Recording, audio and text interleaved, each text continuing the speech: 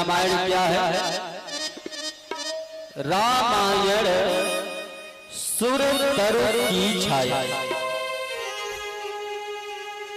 सुर तरु का मतलब समझते हो?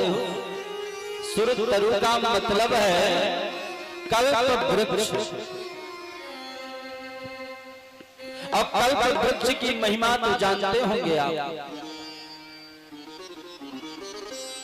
ऐसा ऋषि मुनियों के मुख से सुना गया है, शास्त्रों में बताया गया है कि कल्प वृक्ष के नीचे जाने वाला व्यक्ति जो मन में सोचता है उसको वह चीज प्राप्त हो जाती है।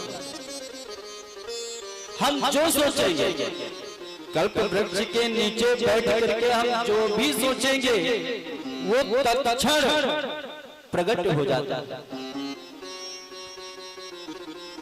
तो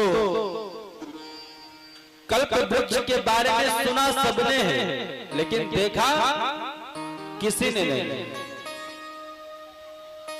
कोई ऐसा व्यक्ति नहीं है कि जो कह सकता है कि मैंने कल्प वृक्ष को देखा है। यहां नहीं है, वो स्वर्ग में है। हमारे भारत देश में ऐसी कई चीजें पाई जाती हैं कि जिनके बारे में हम सुनते हैं लेकिन हमने देखा कभी नहीं। सुनिए सुधा। सुधा का मतलब है अमृत। अमृत के बारे में सबने सुना है। सुना है कि नहीं सुना कि अमृत होता है, लेकिन किसी ने देखा है क्या? देखा किसी ने नहीं। सुनिए सुधा, देखिए गरल। गरल का मतलब है जहर।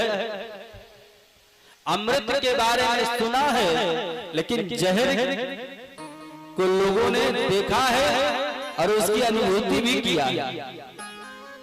ऐसे ही ये कल्प वृक्ष है। कल्प वृक्ष यहां नहीं है, स्वर्ग में। तो गोस्वामी जी ने सोचा कि स्वर्ग तो हर व्यक्ति पहुंच नहीं सकता है भाई। स्वर्ग जाने के लिए हमारे पुण्य होने चाहिए। स्वर्ग जाने के लिए मुझे बड़ा परमार्थ करना पड़ता है, तब जाकर के हम कहीं स्वर्ग पहुंचते हैं।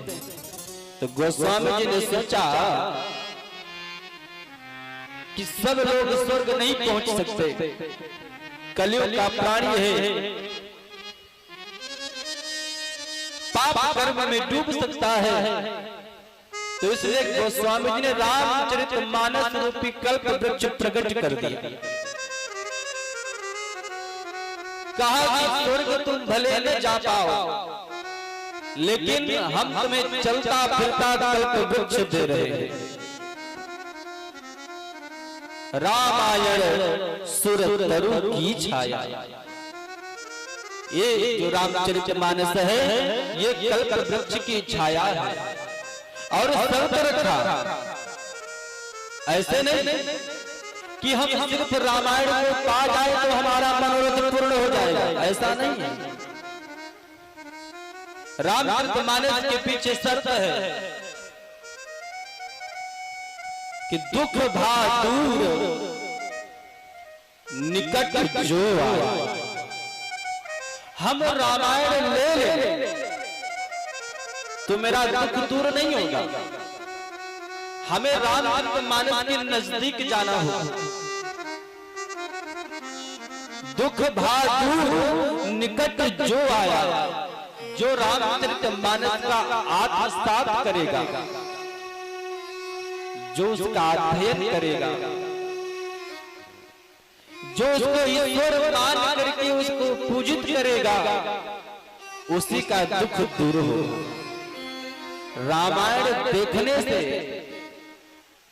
रामायण घर में लाने से सोचो कि दुख दूर हो जाए, ऐसा नहीं है। उसको ला करके घर में उसको प्रतिष्ठित करना होगा, उसका आत्मसात करना होगा, तब हमारा दुख दूर होगा।